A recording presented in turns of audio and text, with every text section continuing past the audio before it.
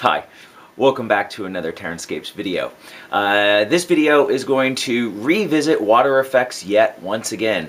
It seems to be, I don't know, my obsession to constantly try to rework it in some manner, and I actually got inspired by a video that was put up on YouTube, which I cannot find anymore, so I think it may have been taken down, otherwise I would link to it.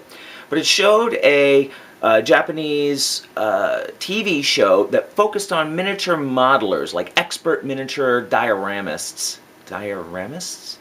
And this particular one involved a PT boat, and he had done an incredibly realistic ocean for the PT boat that had great waves, and I was blown away by it.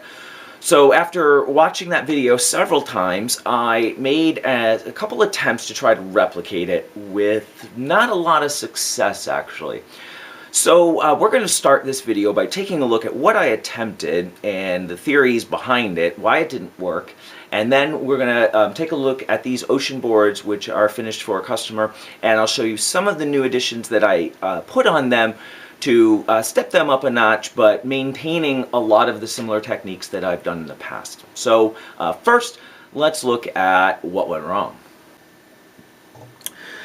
So what the video that I watched showed, and I emphasize showed because it was untranslated Japanese, and the Google translator, not Google, the YouTube translator is pretty weak, and it's an enjoyable script to watch just the translation and have that be the actual text. But aside from that, I was able to discern that he was using silicone caulking as the medium for his water. And the first thing that excited me about that is that silicone is probably about as durable as you're going to get a surface. One of the concerns with my water boards is that when people put heavy weights on them, it will leave an impression on it. There's been videos discussing that in the past. And I've been moving progressively to harder and harder acrylic mediums to try to prevent that from happening. But it's still not something that's entirely impossible to prevent with acrylic medium. So I thought with the silicone, I actually did this as a test piece. I put a brick on top of this wave. I left it there for a day, take it off, springs right back, durable. You know, lots of positives going with the silicone. So this was my initial experiment. I tinted the silicone using some of the paint that I used for my normal painting the bottoms of my waterways. I spread some of the silicone out, and then I just wanted, really this test was about the waves. I wanted to get something with more height. I'm looking always to try to bring it into scale. One of the things I noticed in his video was the way he had faded out the froth, if you will. So I did a little experimenting with that. I set that aside, I let it cure for a few days, and I was pretty excited to take this forward, but not ready to go on to a full-scale project because, of course, this does not look right. So really I was just kind of playing with it initially. So I set that aside, and I took a board and I carved it. Let's see if I can get, there we go. I carved it so that I could mimic a shoreline, as that's one of the things that I wanted to, test as well, is how can I bring this up to break on shore. I wanted to work on getting the water texture right, as well as improve the overall wave shape. One of the things that the dioramist, and I'm gonna, if that's not a word, it is a word now, so just deal with that. The dioramist, he sprinkled a soft flake snow, or something very close to that, into the silicone at the edges, worked it in with a toothpick to increase its frothing appearance. Really, really interesting technique. So one of the things I noticed, however, is that as I started to work on this started to set up really fast, and it was ignorance on my part. I already knew this in the past, but silicone cures by absorbing water from the atmosphere. Of course, acrylic paint is mostly water-based. Once you mix that in, it starts to set. But the good thing is that you can get thick areas to set. People who use, here's a tip, People sometimes use silicone caulking for inexpensive mold making, but when you have a very thick layer of silicone, it will dry from the outside like acrylics and then seal the interior from ever receiving any more moisture, and it will never seal in the interior. But if you mix in a little paint or a little water into it, then you can get it to cure. So that was a mistake using acrylic. That was a problem. But in any case, my first concerns right away were how to get this smooth. Here you can see I tried to go over it.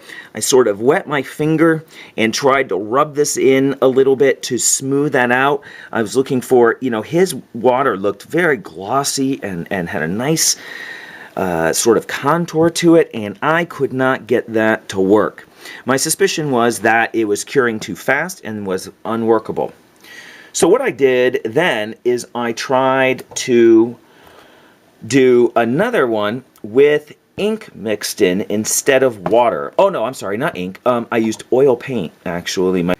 My wife had done some oil painting in the past, so there were some tubes of oil paint laying around. So I took one. This is like a cobalt blue. I wasn't too concerned about the color as much as just seeing how it affected the curing time for the silicone and whether I could get a better water effect out of it. See, now I just want to show why I'm not happy with this. Some people may, not.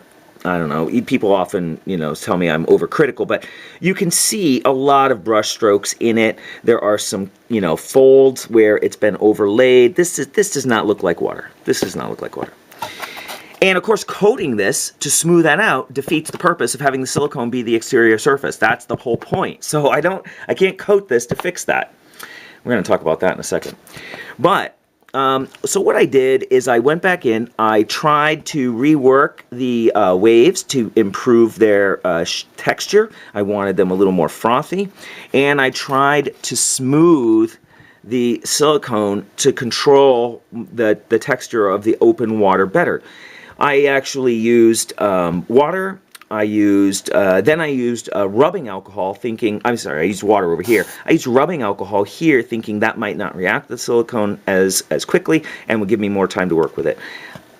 I could not get this. Whoops, I got the light shade in the way here. Let me move this. There we go. I could not get this to a state where I felt comfortable enough taking it onto a finished project. Then, after setting this aside for a while and going back to the way I normally do things, I suddenly realized that silicone doesn't bond with things very well. That's why it's used as a release agent. That's why silicone molds are so easy to demold things from. And I went back to see, how easy it would delaminate from the base substrate, and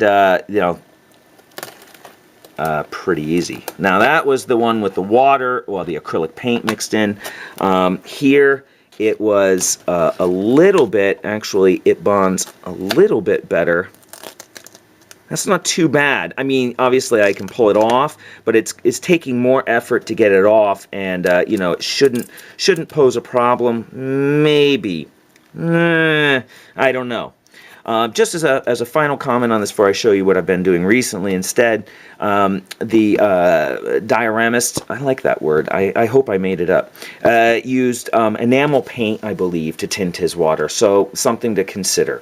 I may go back and revisit this technique in the future because I think the potential of it is crazy awesome, but I spent hours on this, hours. And I am burning out from experiments. So I decided, let's set that aside and do things the way, at least I know I can pull it off reasonably well. So this is the most recent board set I've done for a customer, and before I talk about what I did, I have to put in a disclaimer. I have a lot of people watching my videos who actually know a lot of stuff, which is fantastic because they help me and give me suggestions, and I have geologists commenting on rocks and people commenting on all sorts of stuff, which is fantastic. So before any oceanographers or anybody who knows anything about the oceans looks at this and says that's wrong, I know there's some things wrong here. what I did, and I'll explain what I did and then why it's wrong.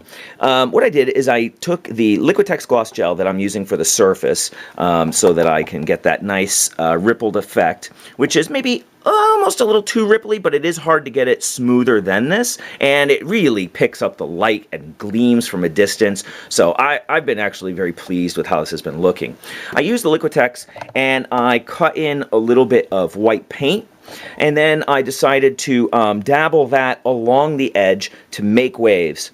Now, as I dabbled that along, I just followed the contour of the land. And afterwards, I realized, waves actually come in, as a row, right, like this.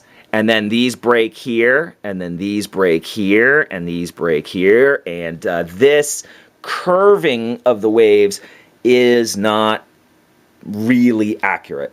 It was a mistake that I only realized after I had put it all down, and I did check to see if I could peel it up, and you can't, which is good for durability, but bad for my thing. So I said, all right, especially because this is the last stage.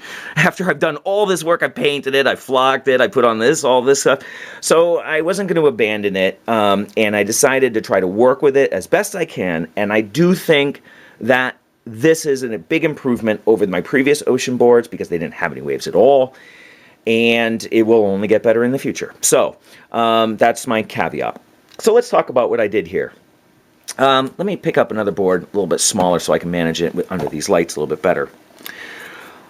What I did is, now you can see, first of all, the waves have a very low profile. It's very hard to build a high profile with the Liquitex, and that's why I was moving to silicone. But I took a look at a bunch of videos of oceans all over the world, and there's plenty of places where the waves are small. So, hey, this is a small, shallow cove, whatever.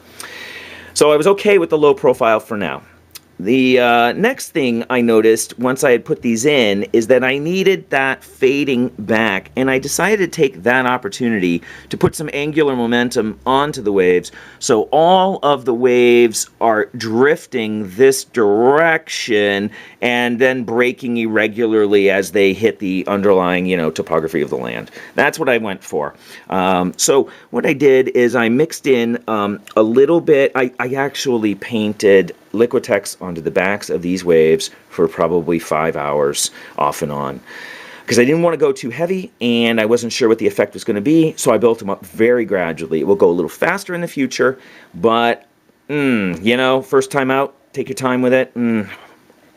This and those experiments, I don't know how long I've spent on this, so I'm leaving experimenting for a while here, so I got to get some real work done. But I'm sorry, I'm rambling. What I did is then I put in a very small amount of white paint in it and streaked that back after I had built up the backs a little bit. The trick with that is that the Liquitex is white before it cures, and you can't tell how much paint you've put in it. So it's really tricky to know how to get it to look a little bit more translucent, and that was part of my, taking a long time to try to gradually build it up. After that was done, I then went in with a couple top coats to try to smooth out some of this, and I tinted that with a little bit of ink to give it a little bit of a translucence that matched some of this teal color that's in the water. I think it really brought a lot of life to the boards. It's definitely something that will get much better in 4 or 5 iterations, depending on how long it takes before another order like this comes in. But a lot of learning went into it, and definitely going to improve. One of the things I'd like to do next time is take some of the water and bring it up in an irregular pattern, the way when waves break and then it seeps back. I did go in. Let's see if you can see it on the big board better, because you can see it at a distance. And I think you can see it here. I'll come up a little bit. For this one, I also went in and I painted Liquitex with a touch, just a touch of black in it. Not Liquitex. Liquitex Gloss Medium. That's what I used. And this came out a little off in color from what I expected. I still think it works, but it wasn't what I was hoping to achieve, so that's something else I'm going to be probably experimenting with down the road as well, so that I can give the sand a more of a saturated look coming up. Oh, I was climbing a tree yesterday. It's not nothing work related. So that's something else to improve. Lastly, sorry if I'm going a little long here, but it has been quite a bit of progress to get to this point. Quite a bit of work, I should say, was to improve my joins between the two boards.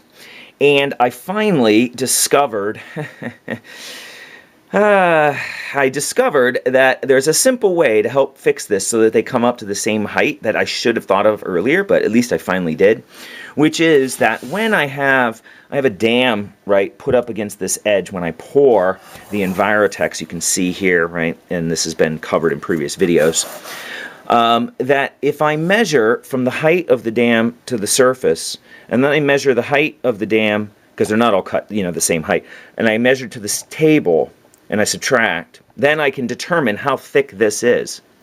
Once I figured that out, then I could use that as a gauge to improve matching the height between all of the boards, and I have to say it's fixed it 95%. There are some very slight variations, and I think that has to do with the surface I was actually pouring on not being even.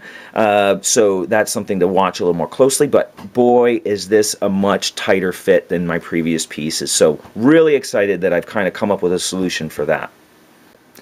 And lastly, before I leave the close-ups, I thought I would give you a chance to see what the majority of the set looks like all together. There is one more 20-inch board that is not shown here, but this gives you at least an idea of what it would look like on the table from a relatively, gamer's eye view distance. And I think, the waves, you can see that curve there. It's just a little bit not natural, but, but along the majority of it, boy, I think the waves add so much to it. And really excited that I found something that I can improve on and keep working towards that, is viable at this point until I can figure out silicone probably next year. And it gives you a chance to see how the boards are matching up. Pretty good. A little bit off. Almost 1/8 of an inch there. Almost 1/8 here. I think my surface was just a little tipped, and that made one side just a little shorter than the other. And depending on how I have them lined up when I'm pouring, I can't measure every spot. So I think they snuck away from me, so I'm going to double check that on the next time. But boy, they're so much closer than they were in the past. And I also worked much harder to try to improve the unions where they meet each other so that they would be lined up. Still small gaps in a couple spots, but overall they match much, much better than previous pieces. So pretty excited about that, and you can see when you look back how those ripples catch that light, and I think they look just great. So in any case, me, I always have things I want to improve, but I wanted to give you a rare shot of them all together so you can get a sense of how they might look. And this is, of course, a connection that goes to the modular board river set so that it all joins up and flows in. And I even here tried to build out a delta underneath the area and fade this brighter area out further. And that worked out pretty well, and it's something I'll probably continue to explore and improve in future boards. But I think you can just see that from there, and it just brings a little bit more realism to that spot. So in any case, there are the ocean boards. So hopefully you enjoyed a little exploration on water effects yet again. Just when I think I'm done exploring new materials and new techniques, something gets presented to me, shows up on my YouTube feed, whatever, and I'm like, I gotta try that. So, who knows where it'll go in the future, but, expect changes all the time. And I just wanted to mention there will be maybe a day delay before I get the next video out. I've got a couple pieces I want to just do a little bit more work on. I'm going to shoot that and talk about an upcoming Warhammer GT. And then also the snowboard set is slated to be finished this week. It's going to be a push to get them done, but I've got quite a bit done since last time I showed them to you, and I think that you're going to be pretty pleased with some of the alterations and additions to those. So keep your eye on the channel. I will be back soon with another video, and once again, as always, thank you so much for taking the time to join me. I always appreciate it.